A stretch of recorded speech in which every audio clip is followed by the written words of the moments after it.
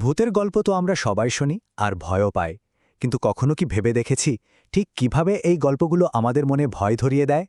চলুন, আজ আমরা শুধু একটা ভয়ঙ্কর গল্প শুনব না, বরং গল্পটার ব্যবচ্ছেদ করে দেখব এর ভেতরের সেই উপাদানগুলো যা একে এতটা জমাট আর প্রভাবশালী করে তুলেছে। আর এই লাইনটা দিয়েই গল্পের শুরু। যে কোনো ভালো ভূতের গল্পের জন্য এমন একটা লাইনই যথেষ্ট, যা একই সাথে কৌতূহল আর শিরদাঁড়ায় একটা ঠান্ডা স্রোত বইয়ে দেয়। এই স্থানীয় কিংবদন্তিটাই হল আসল টোপ, যা শুধু গল্পের চরিত্রদের নয়, আমাদেরও টেনে নিয়ে যায় কাহিনীর গভীরে। যে কোনো দারুণ ভূতের গল্পের জন্য দুটো জিনিস লাগে, একটা কিংবদন্তি আর সেই কিংবদন্তিকে চ্যালেঞ্জ করার মতো কিছু চরিত্র। তো চলুন দেখি এখানে ভয়ের মঞ্চটা কিভাবে সাজানো হচ্ছে। এই যে ভূত, সে কিন্তু শুধু একটা ভয়ঙ্কর কিছু নয়, এর পেছনে একটা খুব দুঃখের গল্প আছে। বিয়ের ঠিক আগে গায়ে আগুন দিয়ে আত্মহত্যা, এই ট্র্যাজিক অতীতটাই তার কার্যকলাপের পেছনে একটা কারণ দাঁড় করায়, আর এই দুঃখের কাহিনীটা ভয়টাকে আরও জটিল আর গভীর করে তোলে। এবার আসা যাক গল্পের তিন মূল চরিত্রের কথায়। এরা যেন হরর গল্পের একদম চেনা ছকে ফেলা চরিত্র। একজন হলো ঋদ্ধি, যে কিনা সব জানতা, উস্কানিদাতা। তারপর আছে রূপম, যে সবসময় বন্ধুর কথা শোনে, আর শেষে নেহা, যার মনটা প্রথম থেকেই ডাকছে। এই তিনজনের টানাপোড়েনেই কিন্তু গল্পটা এগোবে। ব্যাস, এই একটা কথাই যথেষ্ট ছিল। বন্ধুদের মধ্যে এই যে একটা চ্যালেঞ্জ ছুড়ে দেওয়া, কি ভয় পেলি নাকি? এটাই তো সব গণ্ডগোলের শুরু। এই এক লাইনেই কিন্তু ওরা জেনে বা না জেনে বিপদের দিকে এক পা বাড়িয়ে দিল।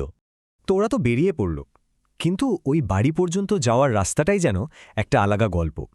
হরর ফিল্ম বা গল্পে কিন্তু এই জার্নিটা খুব গুরুত্বপূর্ণ, কারণ এখানেই একটু একটু করে ভয়টা জমতে শুরু করে, আসল ঘটনার অনেক আগেই। একটা জিনিস খেয়াল করার মতো, ভালো ভূতের গল্প কিন্তু শুরুতেই জাম্প স্কেয়ার দেয় না। ভয়টা তৈরি হয় খুব ধীরে ধীরে, আস্তে আস্তে পরিবেশটাকে কেমন যেন অস্বস্তিকর বানিয়ে তোলে, যা স্নায়ুর ওপর চাপ সৃষ্টি করে। দেখুন কিভাবে আমাদের ইন্দ্রিয়গুলো নিয়ে খেলা করা হচ্ছে। প্রথমে চোখ, সূর্য ডুবছে, চারদিকে লম্বা লম্বা ছায়া, তারপর কান, বাতাসের শোঁ শোঁ আওয়াজ, ঝিঝি পোকার ডাক, এরপর অনুভূতি, হঠাৎ করে কেমন একটা ঠান্ডা লাগা, আর সবশেষে সব চুপ। ওই যে ঝিঝি পোকার ডাক ছিল, সেটাও বন্ধ। এই জমাট বাঁধা নীরবতাটাই কিন্তু সবচেয়ে ভয়ঙ্কর। মনে হয় যেন কিছু একটা হতে চলেছে।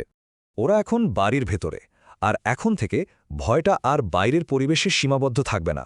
এখন ভয়টা আসবে একেবারে সামনাসামনি। আসল খেলাটা শুরু হবে এবার। ওরা প্রথমে কি করল? ক্যাচ করে একটা আওয়াজ তুলে ভারী দরজাটা খুলল।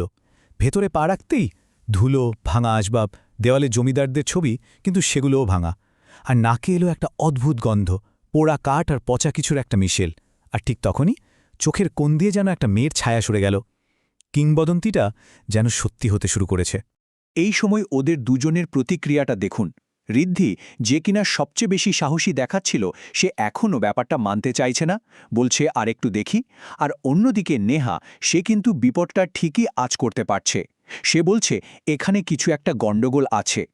এই যে দুজনের মধ্যে মতের অমিল, এটাই কিন্তু হরর গল্পের একটা টিপিক্যাল কৌশল, দলটাকে ভেতর থেকে দুর্বল করে দেওয়া। আর ঠিক তখনই উত্তেজনাটা চরমে পৌঁছল। অন্ধকার একটা ঘর থেকে ভেসে এলো নূপুরের শব্দ, ছমছম একটা আওয়াজ।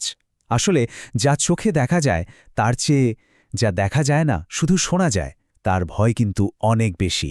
এই নূপুরের শব্দটা যেন সেই অদেখা ভয়েরই একটা চিহ্ন।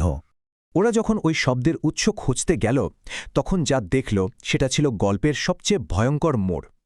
এতদিন যা ছিল শুধু একটা গুজব, একটা কিংবদন্তি, যে একটা মেয়ে আগুনে পুড়ে মারা গিয়েছিল, সেটা হঠাৎ করে বাস্তব হয়ে গেল।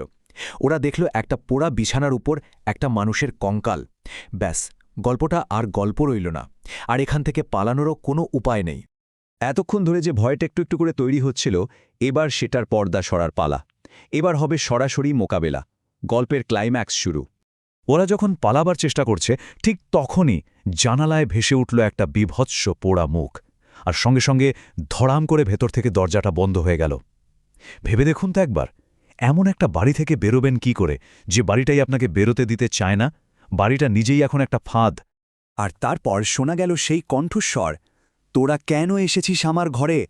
এই একটা প্রশ্নেই কিন্তু সব পরিষ্কার হয়ে গেল। ওই আত্মাটা শুধু ওখানে আছে তাই নয়, ওটা ওর জায়গা, ওর ঘর, আর ও নিজের এলাকায় পরস্থান মোটেই পছন্দ করছে না। এবার দেখুন সেই সত্তাটার একটা ভয়াবহ বর্ণনা। মুখটা পোড়া, দগদগে ঘা, চোখের জায়গায় দুটো কালো গর্ত আর ঠোঁটে একটা অদ্ভুত বিকৃত হাসি। শুধু তাই নয়, সারা ঘরে ছড়িয়ে পড়েছে পোড়া মাংসের একটা তীব্র গন্ধ, মানে ভয়টা শুধু দেখার নয়, গন্ধেরও। আর এরপর সেই সত্তাটা শূন্যে ভেসে উঠল। ওর চোখের কালো গর্ত দুটো যেন আগুনের গোলার মতো জ্বলে উঠল, আর তীব্র গতিতে ছুটে এলো ওদের দিকে। ওদের চিৎকারগুলো অন্ধকারের মধ্যেই মিলিয়ে গেল। ভয়াবহ রাতটা শেষ হল, কিন্তু এরপর কি হল চলুন দেখি এই অবিশ্বাসের মূল্য ওদের কিভাবে চোকাতে হল। পরের দিন সকালে গ্রামবাসীরা ৩ জনকে খুঁজে পেল, অজ্ঞান অবস্থায়। কোনো ব্যাখ্যা নেই, কোনো বিশদ বিবরণ নেই, শুধু একটা সংখ্যা ৩। এইটুকুই যথেষ্ট ওই রাতের ভয়াবহতাটা বোঝানোর জন্য। গল্পের শুরুতে কি ছিল? তারুণ্যের একটা হঠকারিতা, একটা ঔদ্ধত্য। ভূত বলে কিছু নেই, এই বিশ্বাস। আর শেষে কি রইল? রইল একটা গভীর মানসিক আঘাত আর আজীবনের জন্য একটা বিশ্বাস। ওরা আর কোনোদিনও ওই বাড়ির পথ মারায়নি। আসলে এই ধরনের ভূতের গল্পগুলো কিন্তু শুধু ভয় দেখানোর জন্যে নয়, এগুলো এক ধরনের সতর্ক বার্তা। সমাজের কিছু অলিখিত নিয়ম, বড়দের বারণ, এগুলো না মানলে কি হতে পারে তারই একটা উদাহরণ হয়ে থাকে এই গল্পগুলো। তাহলে শেষ প্রশ্নটা এটাই, ওই বাড়িতে কি সত্যি কোনো ভূত ছিল, নাকি একটা ভয়ানক ট্র্যাজেডির স্মৃতি, একটা গভীর দুঃখই জায়গাটাকে তাড়া করে ফিরছিল? ভূতের গল্পগুলো আসলে কিসের কথা বলে? কোনো আত্মার, নাকি আমাদের মনে জমে থাকা ভয় আর স্মৃতির? ব্যাপারটা কিন্তু ভাবার মতো।